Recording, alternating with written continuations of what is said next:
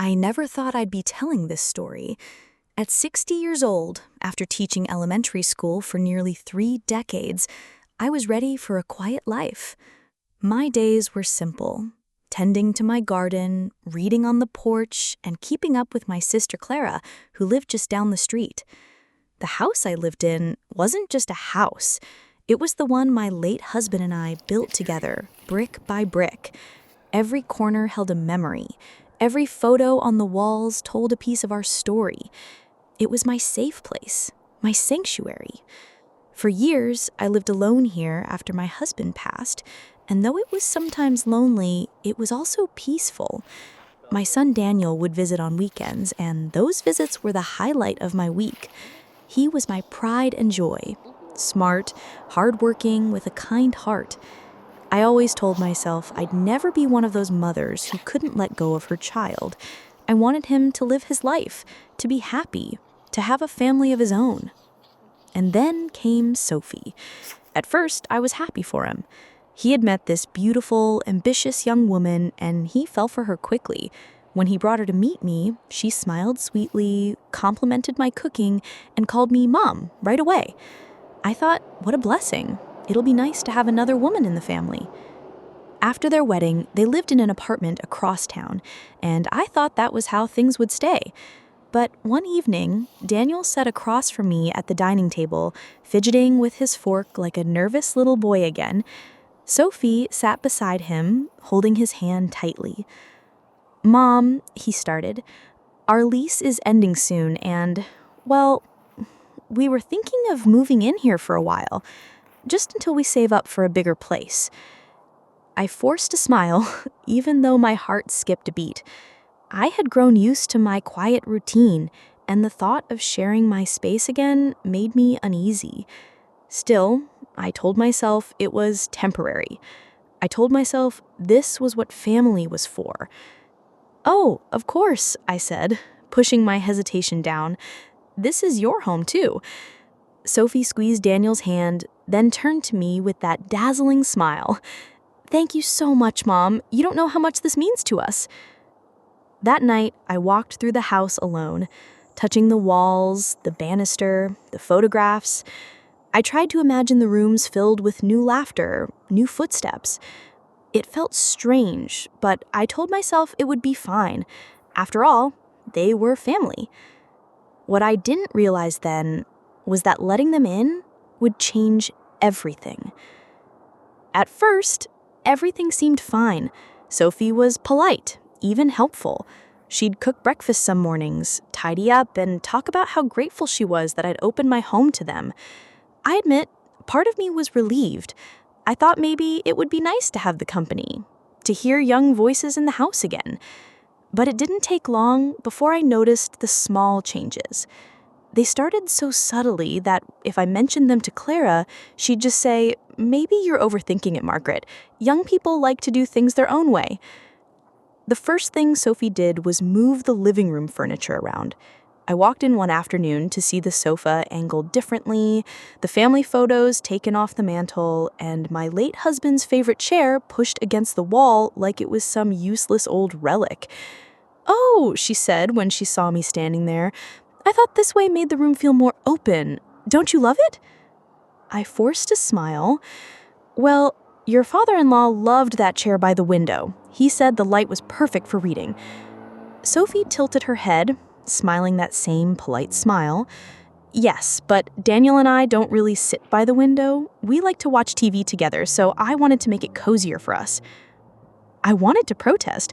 I wanted to say, "This is my house," but the words stuck in my throat. Instead, I nodded and said nothing. A week later, she insisted on cooking dinner. I didn't mind. God knows I've spent enough years in the kitchen. But when she set the food on the table, I noticed the look on her face as she watched me taste it. "Well?" she asked, almost challengingly.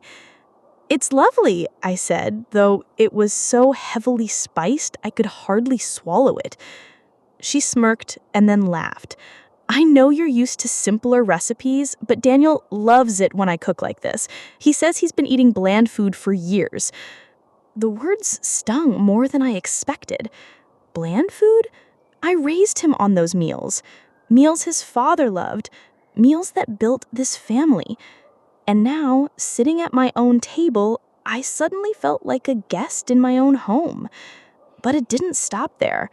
Soon, Sophie was inviting her friends over without asking me. She'd host loud brunches on Sunday mornings, filling the kitchen with her laughter and gossip, while I sat upstairs quietly, feeling like an outsider. One evening, when Clara came by for tea, she whispered as she glanced toward the kitchen where Sophie was humming to herself. "She acts like she owns the place," Clara muttered. I sipped my tea and sighed. Sometimes I feel like I don't even live here anymore. But what I didn't know then was that Sophie's little changes were only the beginning, and soon she would push things so far, I would question whether I even had a place in my own home. By the time a few months had passed, Sophie's control over the house had grown bolder. It wasn't just the furniture anymore, or the occasional brunch with her friends. She was making decisions about everything: what we ate, when we ate, even how the house was cleaned. One afternoon, I walked into the kitchen to find her reorganizing the pantry.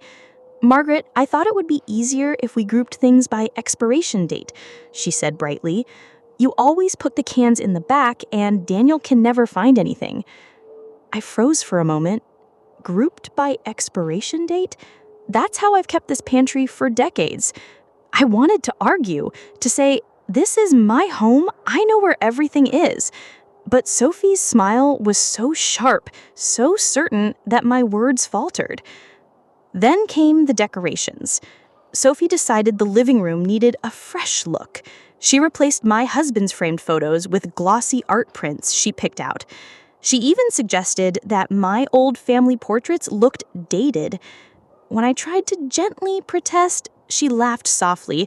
"Mom, it's just a few changes. Daniel and I love a modern look. Don't you want the house to feel lively?" I realized she wasn't asking, she was telling.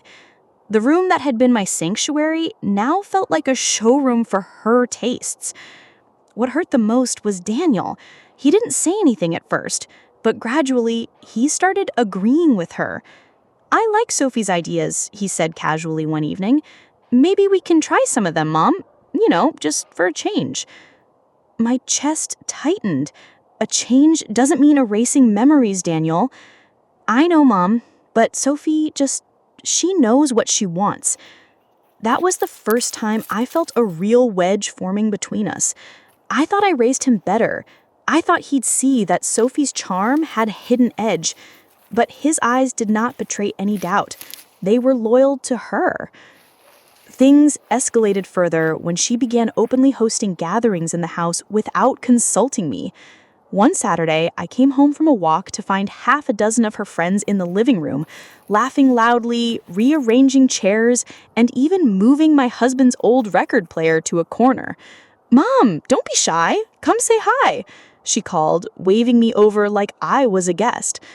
I smiled stiffly, offering polite greetings, but inside I was boiling. I had built this house with love and memories, and now I was being treated like a visitor in my own home.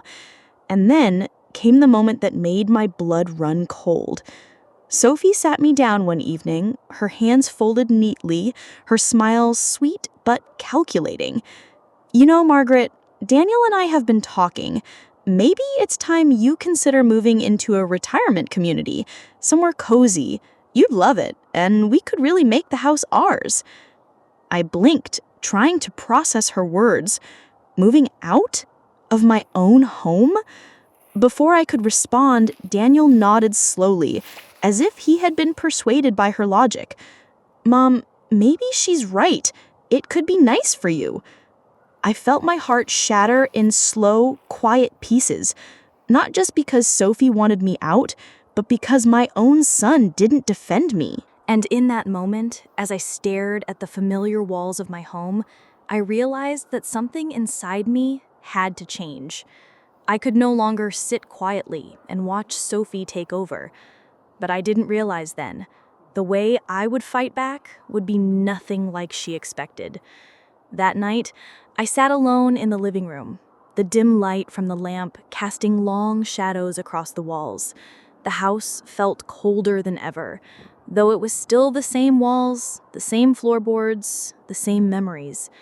I traced my fingers along the mantel, lingering over the photographs of my late husband. He would have never allowed this. He would have stood by me. I knew I couldn't confront Sophie yet, not openly. She was clever, manipulative, and utterly sure of herself. If I made a move too soon, she would turn it against me. No, I had to be patient. I had to wait, observe, and gather my ammunition. The first step was understanding the extent of her ambitions. Over the next few weeks, I watched quietly. I noticed the little things she did behind my back. Phone calls to real estate agents, hushed conversations with Daniel about future plans, and subtle comments about selling the house while it's valuable. Each small piece of information added to a pattern I couldn't ignore. I also began keeping track of my own assets. I had never been secretive with my finances. Why would I? I never thought anyone would try to take advantage of me. But now I realized that Sophie wasn't just ambitious, she was greedy. She saw my house as a stepping stone to control, to status, and possibly to wealth. One afternoon, while Sophie was out running errands, I found an envelope she had carelessly left on the counter. Inside were documents outlining a meeting with a local developer, plans to buy the house, plans that Daniel seemed to be reluctantly agreeing to. I held the papers in my hands, feeling a mix of anger and disbelief. She would actually sell this place out from under me? That evening, I went to Clara and confided in her. Clara, I think she's trying to push me out entirely. And worse, she wants the house. Her eyes widened. Margaret, that's serious. But what can you do? You can't fight her if Daniel isn't on your side. I shook my head, feeling a spark of determination. I don't need to fight her in front of Daniel yet. I just need to make sure that when the time comes, I have the leverage to protect what's mine. And so I began quietly, methodically, to gather evidence. I pulled out old property deeds, financial agreements, and my late husband's trust documents. I reviewed every clause, every stipulation, looking for anything that would guarantee I had full control over the house. And as I went through the papers, I realized I did. Sophie could manipulate Daniel all she wanted, but legally, the house was untouchable. It felt like the first real sense of power I'd had in months. I could feel the tide turning, even if she didn't suspect it yet. But just when I thought I was ready to confront her, I overheard a conversation that made my stomach drop. Sophie was on the phone with Daniel, whispering as though she didn't know I was in the next room. Don't worry, Daniel. Once we have the house sold, we'll have everything we ever wanted. Mom won't even see it coming. I froze, my heart pounding. She was planning to sell my home, and she thought I was too naive to stop her. That was the moment I knew I had to act. Not with anger, not with shouting, but with patience, strategy, and a revelation so powerful that it would leave Sophie stunned. Little did she know, I had already prepared my counterstrike. The days that followed were tense, but I kept my calm. Sophie didn't suspect that I knew about her plans, so she became even bolder, thinking she had me cornered. She started pushing Daniel more aggressively about the sale, suggesting that it would give them financial freedom, a chance to start fresh somewhere new. Daniel, hesitant at first, began nodding along, looking conflicted but unwilling to challenge her. One evening, I stayed up late pretending to read in the living room while listening carefully to their conversation in the kitchen. Sophie's voice was low but sharp. Daniel, we could use the money to buy a house in the city. We'd finally have the lifestyle we deserve. Mom isn't going to agree, so you need to be firm. He sighed heavily, running a hand through his hair. I know, Sophie, but I don't want to hurt her. She's lived here for decades. She'll adjust. We just have to move fast before she catches on to what we're planning." I felt a chill run down my spine. This wasn't just about control, it was betrayal, pure and simple. And the fact that Daniel was wavering, torn between his mother and his wife, made it even worse. But I couldn't let panic rule me, not now. Over the next week, I quietly examined financial records I had access to. I checked the property deed, the trust agreements my husband had set up, and other legal documents. Everything confirmed my suspicions. Sophie had no legal authority over the house, and Daniel, whether he realized it or not, could not override the trust while I was alive. The house was mine. Always has been, always will be. Then I discovered something else that Sophie had overlooked, something she would never have expected. While going through some old papers, I found a clause in my late husband's agreement with a local developer, written years ago. He had refused an offer to sell the house, but had also set up a contingency deal that meant anyone trying to force a sale would be legally blocked. It was a loophole that guaranteed I had full control over the house. I smiled to myself for the first time in months. Sophie thought she could manipulate us, but she had never considered that I might be several steps ahead. Later that evening, I decided it was time to confront Sophie, but not yet openly. I needed the perfect moment, one where Daniel could see the truth and she couldn't spin it. I started arranging the documents, making copies, preparing to reveal everything in a way that would leave no room for her excuses. And just as I was finishing, Sophie barged into the room, excitement written all over her face. "Mom, Daniel's going to tell you about the house deal tomorrow. You'll see, we're finally making progress." I looked at her, calm and steady, and smiled. "Oh, Sophie, you have no idea what's coming." For the first time, I felt the scales beginning to tip in my favor, but I also knew that once I revealed my hand, nothing would ever be the same. The battle for my home and my family was about to reach its climax.